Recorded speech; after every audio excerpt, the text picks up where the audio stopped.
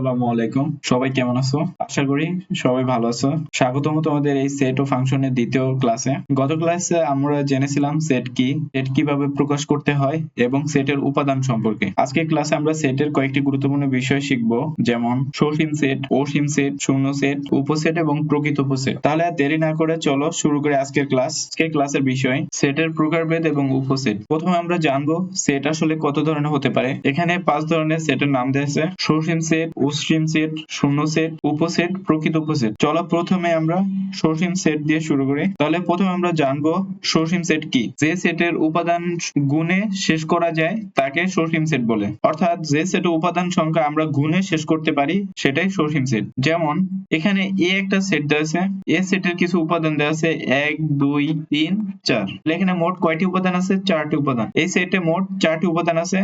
আমরা চাইলে এগুলো গুণে শেষ করতে পারি।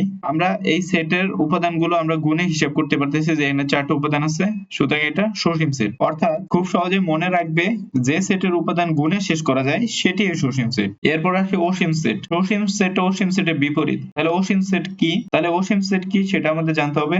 যে সেটের উপাদান গুণে শেষ করা যায় না তাকে আমরা অসীম সেট বলি। আর সসীম সেট কি ছিল? যে সেটের উপাদান আমরা গুণে শেষ করতে পারি। তাহলে এই সংখ্যাটা মনে রাখবা, যে সেটের উপাদান গুণে শেষ করা যায় না। যেমন এখানে n একটা সেট দেওয়া আছে, এই n সেটের উপাদান 1 2 3 4 5 এবং এখানে ডট ডট দেওয়া আছে, তার মানে আমাদের আরো সংখ্যা আছে, মানে সংখ্যা চলতে থাকবে, তাই এটি একটি অসীম সেট। তাহলে যে সেটের মানে শেষ নেই সেটাই কি? অসীম সেট। এবার আমরা জানবো শূন্য সেট সম্পর্কে। নাম শুনে হয়তো বুঝতে পারছো শূন্য সেটে কোনো উপাদান থাকে না। অর্থাৎ যে সেটে একটি উপাদান নেই তাকে শূন্য সেট বলে বা ফাঁকা সেট বলি। তাহলে শূন্য সেটকে আমরা কিভাবে প্রকাশ করি? আমরা দুইটা উপায়ে শূন্য সেট প্রকাশ করি। এই যে এখানে দেখো, এই যে এই চিহ্নটা দ্বারা আর এখানে সেকেন্ড ব্র্যাকেট ক্লোজ দ্বারা, ঠিক আছে? এই শুধু সেকেন্ড ব্র্যাকেট দ্বারা অথবা এই পাই দ্বারা আমরা ফাঁকা সেট প্রকাশ করি। বাট কোথাও যদি এই দুইটা চিহ্ন একসাথে থাকে সেক্ষেত্রে হবে না ওটা। তাহলে খুব সহজে মনে রাখবে যে কোন উপাদান সেটে কোনো উপাদান নেই মানে কি হবে? শূন্য সেট হবে। এবার আসি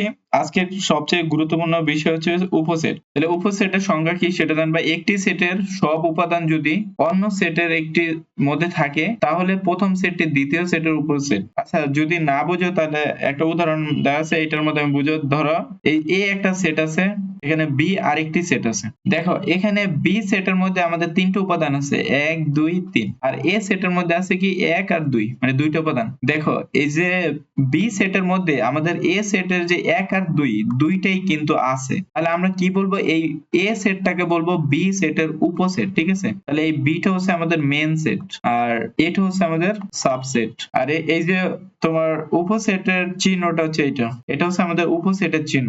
তাহলে এই এ সেটটা হচ্ছে বি সেটের উপসেট। তার মানে এ সেটের সকল উপাদান আমাদের বি সেটের মধ্যেও আছে। তাহলে এ সেট হবে বি সেটের উপসেট। আর উপসেট বের করার সূত্র হচ্ছে 2 to the power n।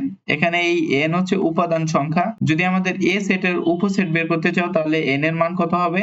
n এর মান হবে 2।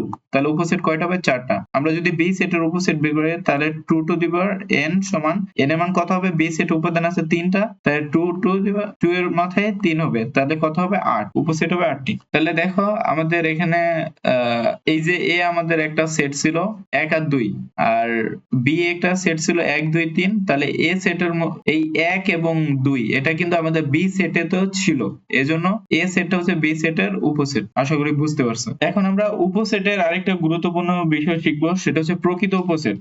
প্রকৃত উপসেট বুঝতে হলে উপসেটের কথাটা মাথায় রাখতে হবে।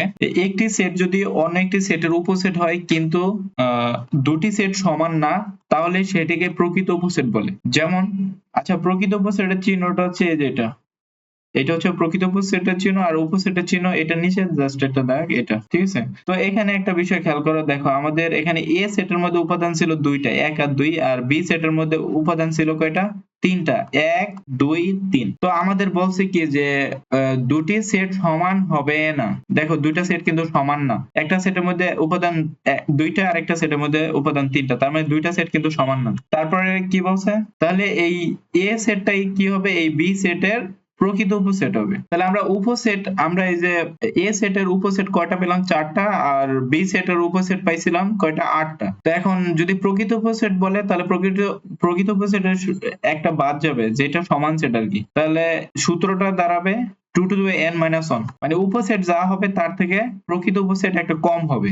আচ্ছা আর একটু ক্লিয়ার করে ধরো, এই আমাদের এ সেটটার যে উপসেট গুলো আমরা যদি বের করি, তাহলে আমরা জানি একটা ফাঁকা সেট বসে, ফার্স্টে সেকেন্ড ব্র্যাকেট, তারপর একটা ফাঁকা সেট, তারপর প্রত্যেকটা উপাদান একবার করে 1 2 একবার করে বসবে 1, তারপরে 2, তারপরে ডাবল করে বসবে 1 2। তাহলে দেখো এখানে আমাদের উপসেট কয়টা আসলো? 4টা। এখন 4টা উপসেটের মধ্যে আমাদের দেখো এই 1 আর 2 এইটাও একটা উপসেট, আবার এখানে এইটাও আবার মেন সেট, তাহলে এইটা দুইটা কি সমান? তাহলে এইটা বাদ যাবে, ঠিক আছে? তা এই জন্য প্রকৃত উপসেট হবে ওইটা বাদ দিয়ে বাকি 3টা। আশা করি বুঝতে পারছো এবার। তাহলে এখানে আমরা বলতে পারি যে এ এর সব উপাদান বি তে আছে, সুতরাং এ নট ইকুয়াল বি, মানে এ সেট আর বি সেট সমান না, সুতরাং এটাকে আমরা বলবো উপসেট, প্রকৃত উপসেট। এখন দুটোর মধ্যে পার্থক্যটা খুব ভালোভাবে বুঝে নাও। উপসেটের ক্ষেত্রে দুটি সেট সমান হতে পারে, কিন্তু প্রকৃত উপসেটের ক্ষেত্রে দুটি সেট কখনোই সমান হবে না। এটা তো এখনই দেখলা। এই যে এটা ছিল উপসেট, আর এই মেন সেটটা বাদ দিলে যেটা থাকে ওটা ছিল প্রকৃত উপসেট। তার মানে প্রকৃত উপসেট সমান হতে পারবে না সেটের সাথে। তাহলে এখানে উপসেটের চিহ্নটা মনে রাখবা। তাহলে এই এটা হচ্ছে এই বি সেটের উপসেট, আর এখানে এটা হচ্ছে বি সেটের প্রকৃত উপসেট। আর প্রকৃত উপসেট কি সমান হতে পারে না, বাট উপসেট সমান হতে পারে। এখানে একটা প্রশ্ন দেয়া আছে, এই এ এবং বি, এ কি বি সেটের উপসেট কিনা সেটা জিজ্ঞেস করছে, এটার উত্তরটা কমেন্ট করে জানাও। আজকে ক্লাসে যা যা শিখছে এখানে লেখা আছে যে গুণ, আমরা যদি কোনো একটা সেটের উপাদান গুণে শেষ করতে পারি সেটা হবে সসীম সেট, আর কোনো একটি সেটের উপাদান যদি গুণে শেষ করা না যায় সেটা হবে অসীম সেট। কোনো উপাদান যদি না থাকে সেটাকে আমরা বলবো শূন্য সেট বা ফাঁকা সেট, আর সব উপাদান অন্য সেটের মধ্যে থাকলে সেটাকে আমরা বলবো উপসেট।